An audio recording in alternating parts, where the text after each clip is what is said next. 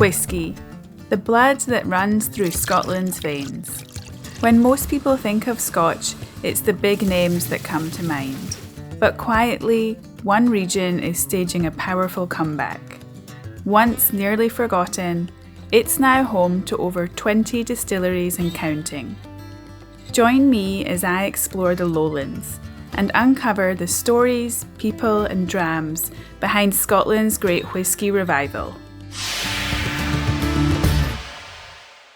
Scotland has 5 official whisky regions: Islay, Campbelltown, Speyside, the Highlands, and this beautiful part of the country behind me, the Lowlands.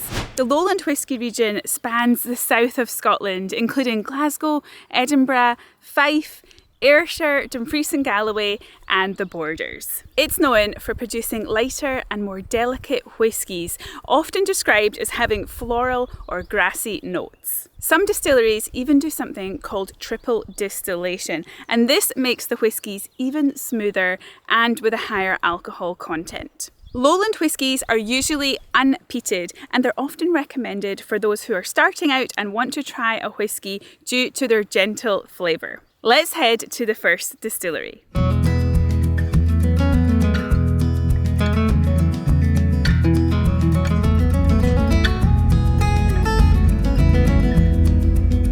There is no better place to start learning about Lowland whisky than here at Scotland's southernmost whisky distillery.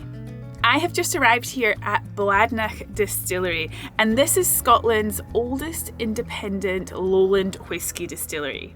It was founded in 1817, and since then it's changed hands many times and even was mothballed in the 1990s. However, these days the distillery is back up and running again. Let's go inside and find out more. Bladnoch Distillery was founded in 1817 by farmer brothers John and Thomas McClelland and quickly grew to become one of the largest whisky producers in the Lowlands. Despite its early success, the distillery faced repeated closures throughout its history, largely due to overproduction and falling demand. It changed hands multiple times, and in 1993, then owner United Distillers, who later became Diageo, mothballed the site. After a short-lived revival in the 2000s, Bladnoch was brought back to life by Australian entrepreneur David Pryor, who restored the distillery and resumed production in 2017. Innes showed me around inside the distillery. The barley is malted off-site, and once it arrives here, it is ground, and then mixed with hot water to extract its sugars. That sweet liquid, called wort, gets fermented with yeast to create a kind of beer, and then it's distilled in copper stills. Finally, the spirit is aged in oak casks for at least 3 years, slowly developing the rich flavours that make Scotch whisky so special.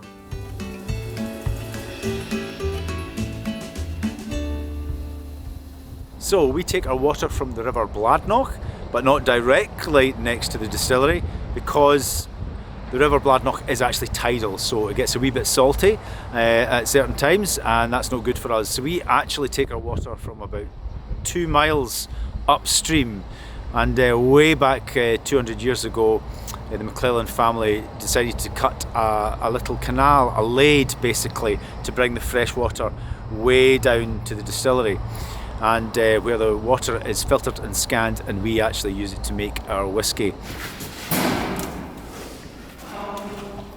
I was very lucky to be visiting on the day where some exciting action was taking place at the distillery. The operation we're currently performing right now is called vatting. The reason we call it vatting is because we are disgorging the cask and it is going into the vat. That is vat 2.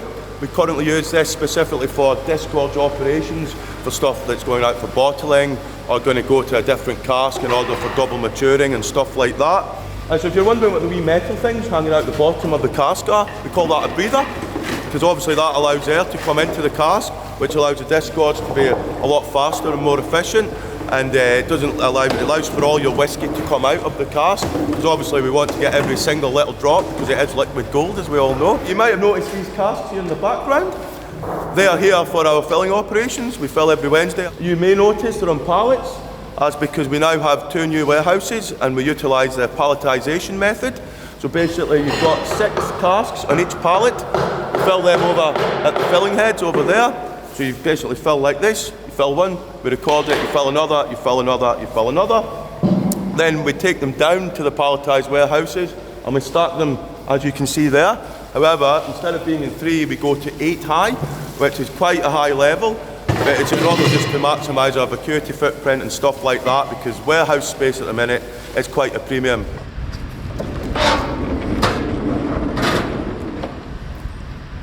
So this is a traditional whisky warehouse called a dunnage. Dunnage after dunny, which means the bare earth floor.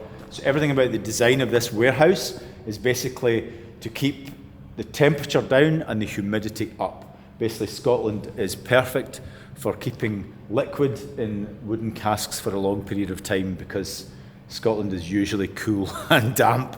But this warehouse contains about 1,800 casks of lots of different sizes. The oldest cask in here, as far as I know, dates to the Grant family. So it actually goes back to maybe the 1950s. Lord knows how much whisky is left in that cask because there's an evaporation rate of 2% per year. So there might not be much whisky left. But by law, Scotch whisky has to be a minimum of 40% ABV. So you can't let it evaporate or age any more to get below that level because then it doesn't become whisky anymore.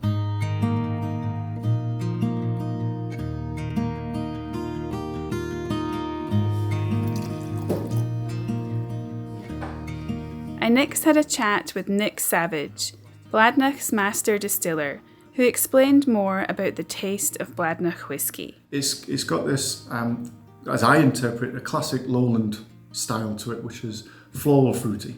Okay, that's the ethos of what we've got. What does that mean? Floral meaning almost perfumed grassy notes that we get, and the boiled sweets is the fruity aspect. So the pear drops, as we used to get as kids, that provides us with this really accessible, refreshing style whiskey, but it's still robust, and it's got this, as I describe it, a cereal note to it, a cereal body, almost biscuity, that comes through, that gives this floral fruity experience, but it's still got a lot of body to everything. So it's now a very stable whiskey in that style, and that's what we make. Now, I'll expand a little bit. We also do a peated variant as well. So we distill a peated production probably about a month of the year. So we're not a peated distillery, but with flavour first, we always want to have a whiskey for every visitor, every consumer, every fan. So we're not just floral fruity. We have quite a breadth of flavours, and peat is one of those.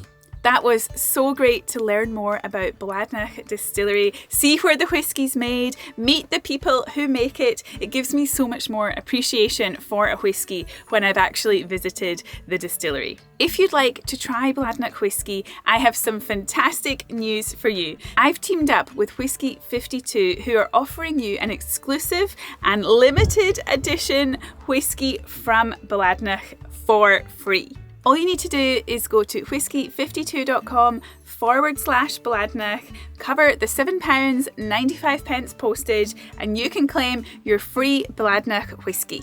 Launched last year by Beer 52 and Wine 52, Whisky 52 is a whisky discovery club showcasing the best distilleries from across the world. Every month, they work with different distilleries to release a never-before-tasted whisky for their members to enjoy. This month, they've worked together with Nick, Bladnoch's master distiller, to deliver a classic Lowland-style single malt. Let's ask future Ruth to give it a try. That is so good. I can taste the floral and fruity flavours, and it's quite refreshing as well. I think Bladnoch is maybe up there with one of my new favourite whiskies. With the whisky, you also get the Stramash magazine, and inside here is all the tasting notes for the whisky and also an interview with Bladnoch Distillery. If you decide that Whisky 52 is not for you, you can pause or cancel at any time. So if you're interested to try a Lowland whisky, this is the perfect opportunity for you. Head over to whisky52.com/Bladnoch to claim your free bottle of whisky now. In 1797, the Lowlands boasted 31 distilleries and produced a significant portion of Scotland's whisky, benefiting from proximity to ports and transport links. These whiskies were typically light, floral, and used heavily in blends. However, the 20th century brought a sharp decline due to prohibition, wartime rationing, and economic downturns. By the early 2000s, only 3 distilleries remained. In recent years, the region has undergone a powerful revival. As of 2025, there are around 20 active distilleries in the Lowlands, with more on the way. The recent revival reflects a renewed interest in the region's unique whisky styles and heritage. The next distillery I will visit is one of these new distilleries.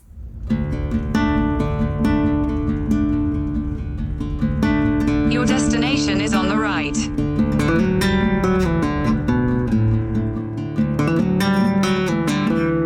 I have now made it to the town of Moffat in southern Scotland. Moffat is home to a very unique whisky distillery. It is Scotland's only wood-fired whisky distillery, and I didn't even know there was a distillery here. When I was at Bladnoch Distillery, I asked a few of the men working there if they could visit any distillery in the Lowland whisky region, which one would they visit? And a few of them mentioned about the distillery here in Moffat. Moffat is known as a dark sky town, so on clear nights you can get amazing views of the stars and the night sky here. And the distillery is quite new, and they've built it in a way to minimise light pollution. I'm really looking forward to seeing this distillery. It sounds really unique. Let's go in and have a look. Established in 2022 by founders Ernie and Nick, Moffat Distillery is possibly Scotland's smallest distillery, and it revives traditional direct wood-fired distillation methods that were common in the 1830s. The distillery is committed to environmental sustainability, aiming to be self-sufficient by 2030, and they also have a cafe on site. Their whisky making process is very hands-on, and although their whisky isn't fully matured yet, they offered a tasting of their Moffat Moonshine, a preview drawn from the casks before reaching the 3-year mark required to be called Scotch.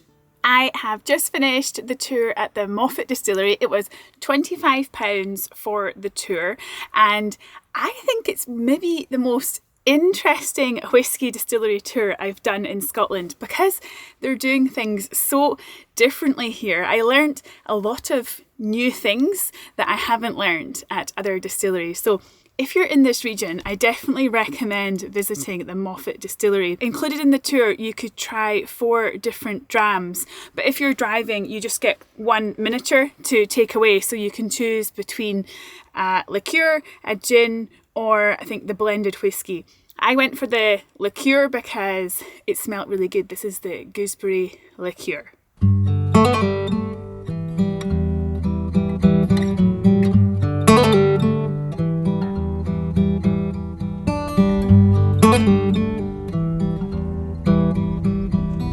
I have just arrived near the border of Scotland and England to Annandale Distillery. This is known as one of Scotland's oldest and newest distilleries. It was recently reopened after being closed for 90 years. Let's go in and have a look. Annandale Distillery was established in 1836, and before closing in 1924, it was owned by Johnny Walker. After decades of neglect, it was rediscovered by David Thompson, a Scotsman living abroad looking to reconnect with his roots, and Teresa Church, who has a passion for restoring old buildings. Together, they brought the distillery back to life, reopening it in 2014 after nearly 90 years of silence. Today, Annandale makes both peated and unpeated single malts. Their unpeated Man o' Words whisky is named after Scotland's national poet Robert Burns and is smooth with light fruity flavours and a hint of sweetness. The peated Mano Sword has a smoky taste, which is suited to those who enjoy a more intense whisky.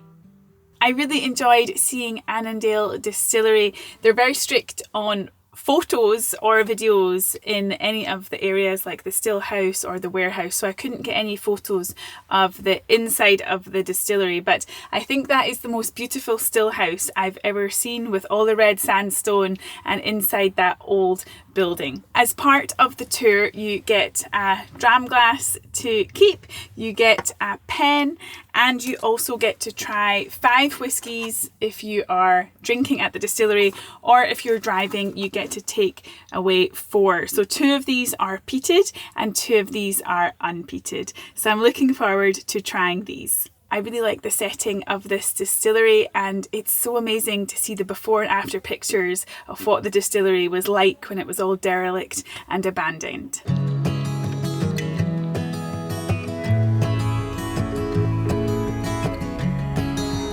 I've arrived here at Lagg Distillery in the pouring rain. Let's go inside. On the Isle of Arran, there are 2 whisky distilleries, both owned by Isle of Arran distillers.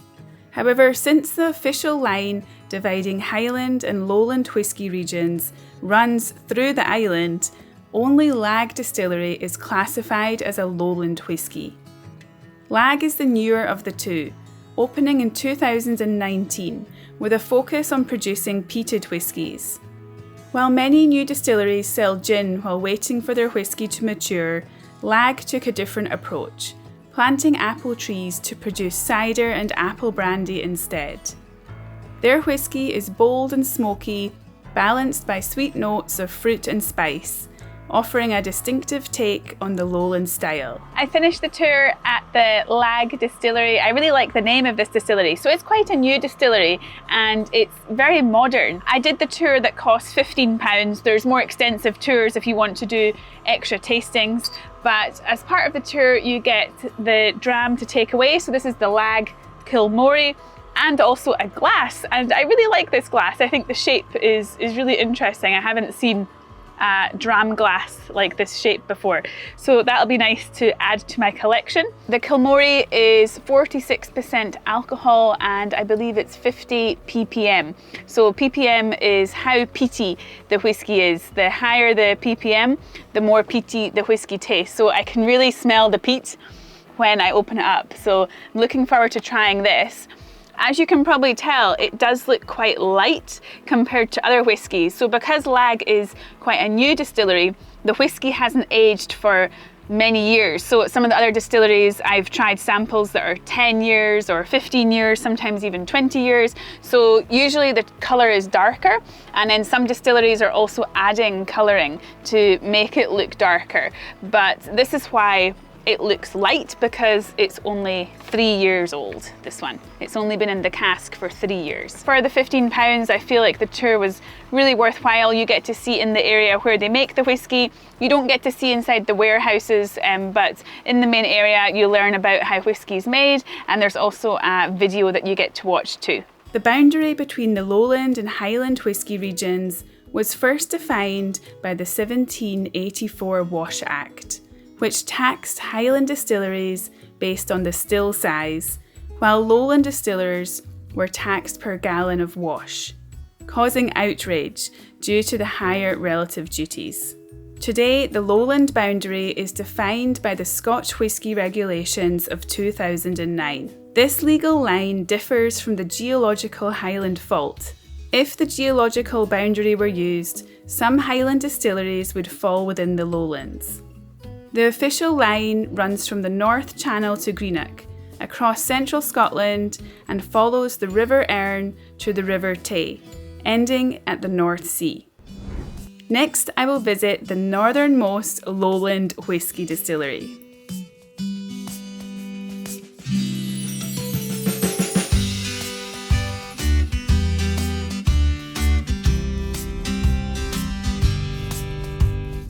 I I've now made it to a part of Scotland called Fife, and this is the northernmost part of the Lowland whisky region. Tucked away in the town of Newborough in Fife is Lindores Abbey. This place was founded in the year 1191, and it was once a thriving monastery. You're probably wondering, why am I talking about a monastery when this video is about whisky? Well, it's said that this place is the spiritual home of Scotch whisky. Today, the Abbey ruins stand beside a modern distillery where whisky flows once again, reviving a 500-year-old tradition in the place where it all began. I've booked a tour, so let's head inside. Lindores Abbey is considered the birthplace of Scotch whisky, thanks to a 1494 record of Friar John Corr distilling aquavitae for King James IV. Although the ruined abbey has been in Drew Mackenzie Smith's family for over a century, its historical significance wasn't known until the late 1990s, when whisky writer Michael Jackson visited unannounced and later featured it in his book, Scotland and Its Whiskies. That discovery inspired Drew and his wife Helen to explore the site's heritage and eventually build a distillery beside the ancient ruins. Today, Lindores Abbey whisky is known for its soft, fruity character with notes of orchard fruit, honey, and gentle spice. It felt very special to learn about the long history of whisky making at this site. The basic tour cost £15 and included some driver's drams of whisky. I also bought a miniature of the aquavitae, as that is what is most similar to what the monks would have produced here 500 years ago. It can't be called whisky though, because it hasn't been matured in a cask for 3 years. The distillery tour was absolutely great, and I learnt that basically the line between the Highland and Lowland whisky regions is this road right here. It's so amazing to come inside and see the old abbey, and on the tour it was really interesting because they had to decide whether they were going to make a Lowland malt or a Highland malt, and a few years after the distillery was built they found the remains of an old copper still on the Lowland side, so it was really lucky that they decided to produce Lowland whisky. I really like the shape of the bottle of whisky, and it's been designed based on some of the old stonework that they found inside the abbey.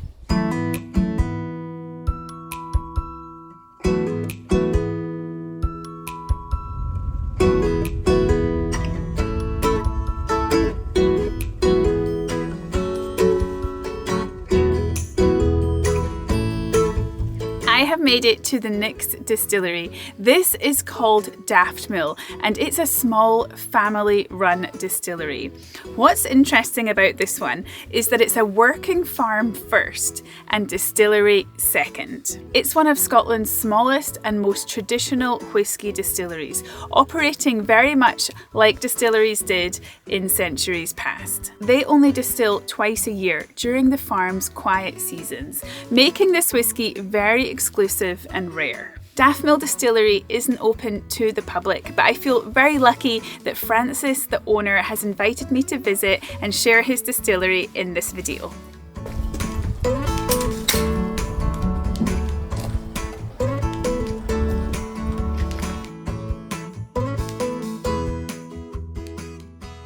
We have been farming here for nearly 6 generations now. And we always grew malting barley for making whisky. In the past, the barley was sold, went to the maltsters and went on to other distillers, and that was all we knew about. We didn't know where it went. Back in early 2000s, the price we were getting for our malting barley was less than it was cost to grow the crop, and so we were looking at what we could do to add value to our crop, and we took the decision to start our own distillery and use a proportion of our barley to make our own whisky. We were trying to take something that wasn't in demand and produce something that was, same as farmers did 200 years ago. we only operate the distillery on a seasonal basis. So during the quiet periods on the farm, in the middle of the summer and the middle of the winter, we distill, and the rest of the year we're busy on the farm. So we're not operating 24/7.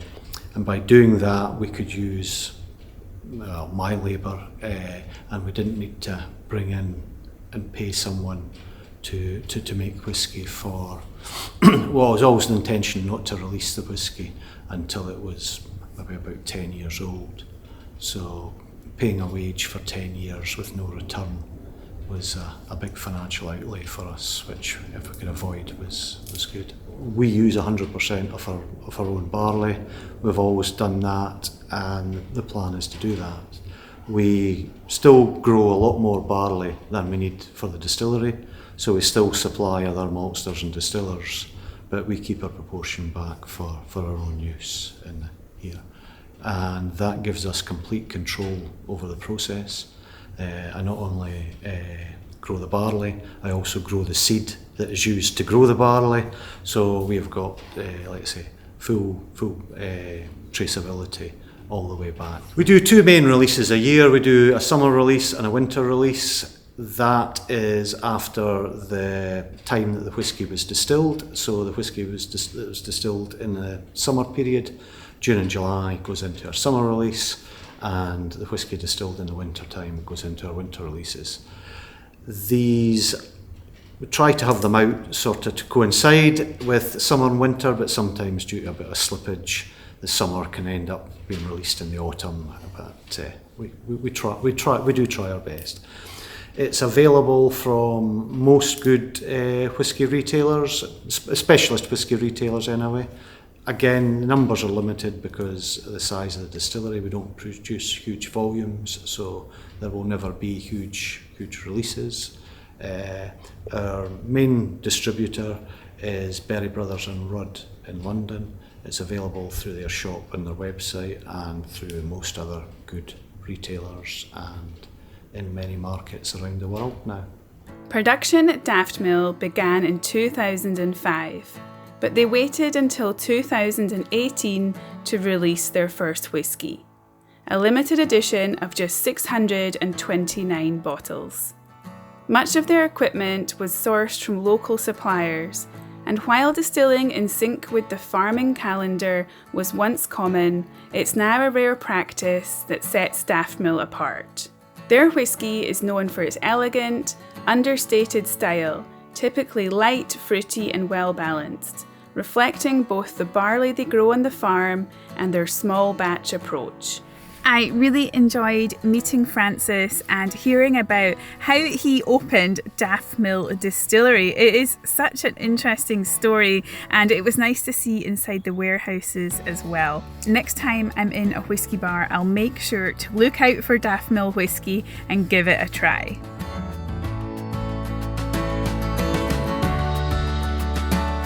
I've made a stop here at a place called Rosebank Distillery. When I was reading about the canals in Falkirk, I read that the canals were used to transport whisky back in the day, as well as many other types of goods. And Rosebank Distillery actually is located beside the canal, and whisky was often transported from this distillery via the canal network. This distillery was reopened recently. It was closed for a very long time, so I'm not sure if they have any whisky ready, but it looks really modern and really nice from the outside, so let's go in and have a quick look. Here is the outside of the distillery, and there's the chimney, so it says 1840 on the chimney, established in 1840.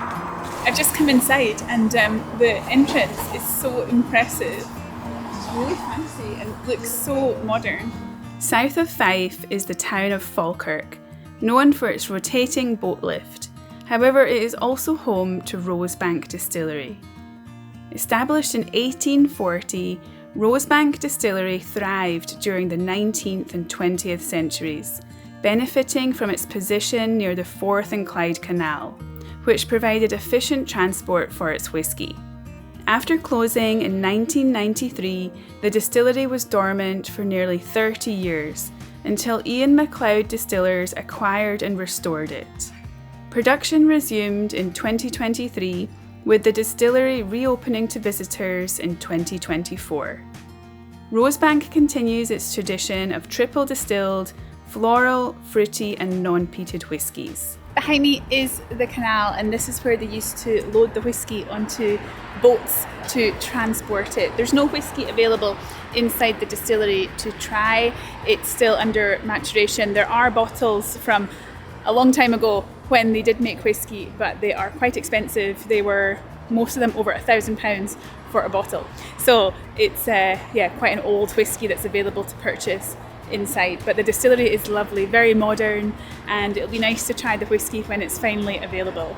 Inside the distillery they do have the new make spirit, so that's what the whisky is before it's put into the cask. So it looks clear, a bit like vodka or gin, and then that's put into the cask, and then it spends a minimum of 3 years in there to mature into whisky. So they have some of that available to try, but I prefer to have whisky rather than new make spirit. If you'd like to do a whisky trip in Scotland, I have recently started offering a whisky trip as part of my group trips that I offer around Scotland. This trip will be to Islay and Jura. Islay is known as Scotland's whisky island, and it's famous for its peated whisky.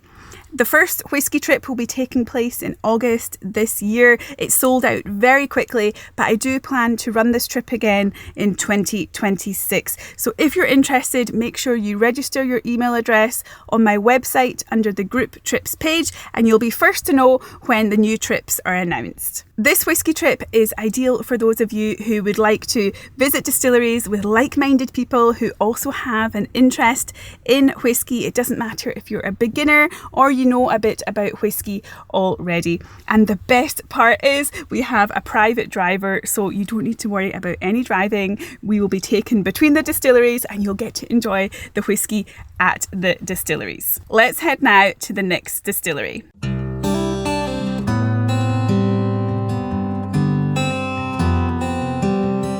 I have now made it to the city of Edinburgh, Scotland's capital city. Edinburgh is home to 3 whisky distilleries, and I am going to be visiting Port of Leith Distillery. This is one of Scotland's newest distilleries, and it's the first vertical distillery in the UK. This distillery operates over 9 different levels, so it'll be quite different to the other distilleries that I've seen so far. Because this distillery is so new, I'm not sure if there's any whisky ready yet to try, since it has to wait in the cask for 3 years to be considered Scottish whisky. But it'll be nice to see this distillery because it's so unique. Let's head over there now.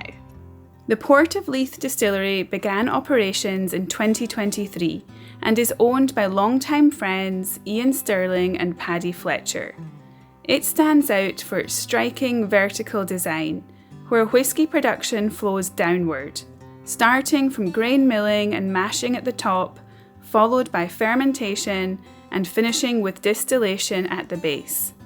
This innovative setup not only maximises space, but also improves energy efficiency. The distillery runs entirely on green electricity. Their goal is to produce a modern single malt that balances tradition with innovation. It was great to go into the Port of Leith Distillery. It's so interesting to see such a different distillery because it's vertical and there are fantastic views. She said on the tour that it's the UK's tallest distillery. I did the quickest tour, it's called the Distillery Dash, and actually it was pretty good. Sometimes the tours can be quite long, but 1 hour for £20 was pretty good, and I got 2 whiskies to take away. Well, I got 1 bottle of new make spirit and 1 bottle of a table whisky, so they'll be added to my driver's dram collection.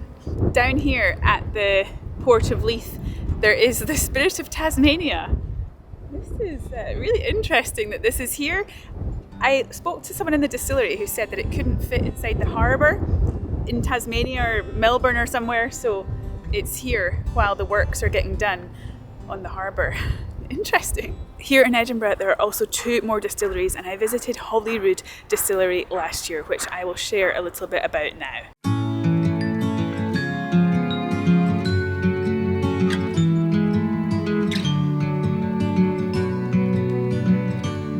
So I've arrived at the distillery. It's actually A bit different to what I expected. I've never visited a distillery in a city before, but there is a smell of whisky in the air, so let's go inside and see what they have here.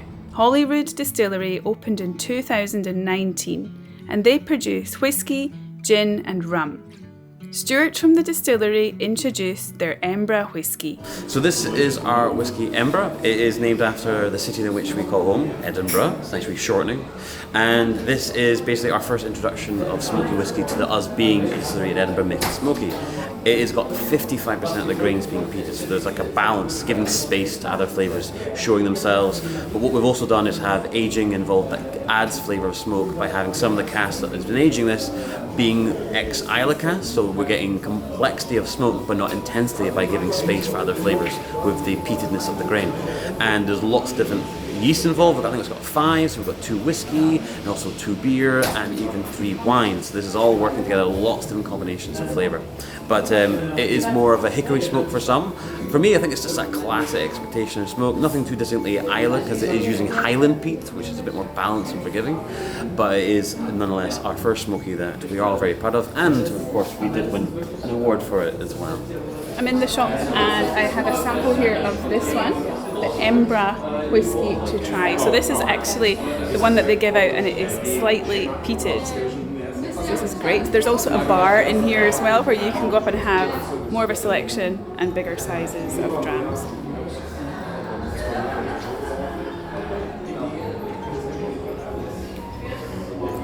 Very nice. That was great, fantastic. So I tried one whiskey and the rum. I preferred the whiskey and it was really nice actually. I didn't expect there to be a peated whiskey here in Edinburgh, but it was really good actually. I'll definitely be having that whiskey again, and if anyone is interested to give that whiskey a go, I do recommend it. It was quite slightly peated, so yeah, quite good. To be honest, I was quite surprised that the little tasters were free. It's really good when you're not driving because then you can actually enjoy the distillery and try all the drinks. That's the challenging thing when you travel around Scotland and go to the distilleries in a car or a vehicle and you're on your own because you can't drink and drive, so you can't always try all the samples.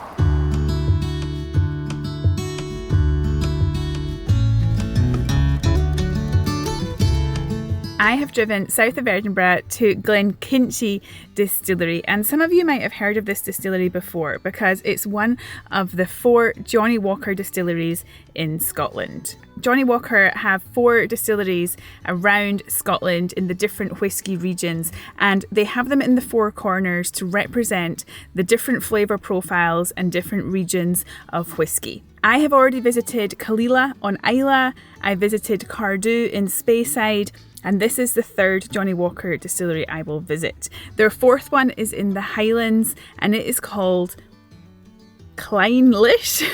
Clydeside. I'm not sure if I'm pronouncing that correctly, so I'll make sure to visit that if I'm ever passing. This distillery recently underwent a huge renovation and it also has a whisky museum, so let's go inside. Glenkinchie is one of the few distilleries that has weathered the industry's ups and downs and continues to thrive today. It's home to the largest wash still in the Lowlands, with a capacity of nearly 31,000 litres. Now owned by Diageo, the distillery once had its own dedicated rail siding. Trains would bring in barley and transport casks of whisky out. Known as the Edinburgh malt, Glenkinchie is enjoyed around the world, both as a single malt and as a key component in the iconic Johnnie Walker blends. Its whisky has a light, smooth character with soft notes of orchard fruit, honey, and a gentle touch of spice. There's beautiful gardens here in front of the distillery. It's a lovely setting. I went inside and asked about the museum, but they said it's no longer there. It's now a tour instead, and there's no more tours running today. So I won't be doing a tour here, but it's nice to come here and see the distillery. It is very busy here. I think a lot of people know the brand name Johnnie Walker, and when they come to Scotland they want to visit a whisky distillery, so they come here. So yeah, quite a popular tourist destination. But if you are travelling around Scotland to other places, I recommend to go to some other distilleries too. There's some really great smaller distilleries as well in Scotland. I noticed in the distance as well there's a chimney over there. I think they must be distilling whisky as well today. I can smell whisky in the air. Love all the old red brickwork. This is something I really love about visiting distilleries in Scotland, is seeing these old buildings that have been here for sometimes hundreds of years.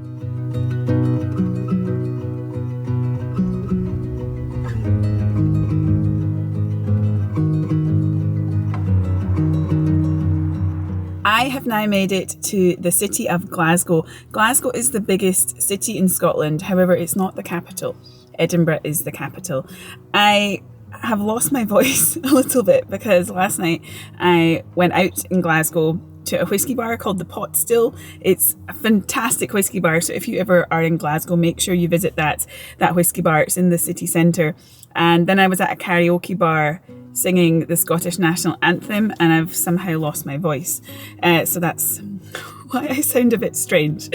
So I've arrived here now at the Clydeside Distillery, and it is on the banks of the River Clyde. This is the first single malt distillery in Glasgow to open in over 100 years. I've booked a tour inside the distillery to learn more about it, and I hope it'll be okay because I'm feeling a little bit hungover and I'm not sure if the smells of whisky will be okay for me today. Let's go inside. Clydeside Distillery opened in 2017 and marked the return of whisky making to the heart of Glasgow, a city that was once a major whisky hub. The distillery is housed in the old pump house, a 19th century building, which once controlled all the comings and goings for the famous Queen's Dock by pumping hydraulic power for the swing bridge.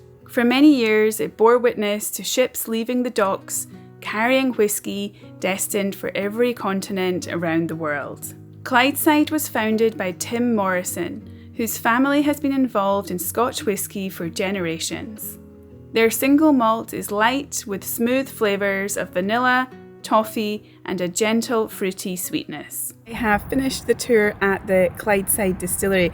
It was really great. What I have realised about some of the tours of whisky distilleries in the cities in Scotland is I feel that they're more geared towards beginners who don't really know anything about whisky, and there's lots of people from all over the world on the tours. So I guess people that have made the effort to go to some more remote distilleries in Scotland, it's probably not their first distillery. So that's something interesting I've realised when visiting the distilleries in Glasgow and Edinburgh. In the distillery here, you're not allowed to take videos, and I sometimes come across distilleries like that. They don't allow videos, and I wonder why. Maybe it's because they're scared people might steal their layout or what they're doing. I'm not sure, but photos are okay in there. The tour cost £20 and some of it was more like a museum and it was self-guided. There wasn't a huge amount to see inside the distillery. It's not a huge distillery compared to some of the other ones in Scotland, and we didn't see any warehouses here either. I don't think they have warehouses at this site. As part of the £20, you do get 3 drams of whisky to try, and you also get a glass to take away. So in terms of all the different whiskies you get to taste and being able to get the glass, I feel like it is quite a good value tour to do. So nice thing to do if you're in Glasgow and interested to learn more about whisky. These are the samples. I need someone to help me drink all these. There are way too many whiskies. I'm going to have to store these in the back somewhere. There is another quite well-known distillery on the outskirts of Glasgow, and that's where I'll be heading next.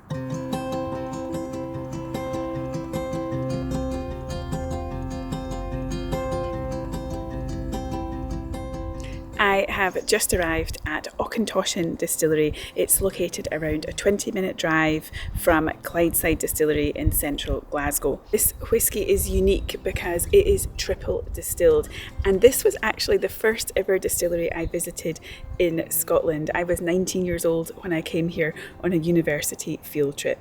Let's go in and take a look at the distillery. I've just bumped into Stuart here, who actually watches the videos, and you work here at Auchentoshan. 20 years I've been here, yes. Oh, great. And It's a silent season at the moment in the distillery. Silent season at the moment. There's a few big installations going on out back, and we're painting the floors today. Oh, great. Oh, it's lovely old buildings here. How old is the distillery? It was 1823 right. was the first registered date. It may have been going before that. Yeah. I don't think there's a set record of that, you know. Yeah. 1823 is official. Okay. Oh, fantastic. Well, I'm looking forward to having a look around. Auchentoshan is unique among Scottish distilleries for its commitment to triple distillation. This process results in a lighter, smoother spirit with a higher alcohol content of approximately 81% before maturation. The triple distillation imparts a delicate, sweet and smooth character to Auchentoshan whiskies, often featuring notes of vanilla, citrus and coconut. This profile has earned it the nickname the breakfast whisky. During World War II, Auchentoshan suffered damage from German bombing raids, leading to the destruction of its warehouses and the loss of whisky stocks into the River Clyde. The distillery was rebuilt in 1948. Auchentoshan is such an old distillery. The buildings are really beautiful, and I am surrounded by the cherry blossom trees, which is so fitting actually because this distillery is owned by Suntory, the Japanese company. Inside the distillery I picked up a miniature of the Auchentoshan 3 Wood, so this is one of their best-selling whiskies, so looking forward to trying this. And it was so nice that they let me have a look inside the room with the stills, because that is the unique part of this distillery, the triple distilled whisky. Although I didn't manage to visit every single distillery in the Lowlands, I hope you've enjoyed learning about this whisky region as much as I have. Whisky is not just a drink, it is part of Scotland's story. Don't forget, if you'd like to claim your free bottle of Bladnoch whisky and give a Lowland whisky a try, head over to whisky52.com/Bladnoch. Thank you so much for watching, and I will see you next time.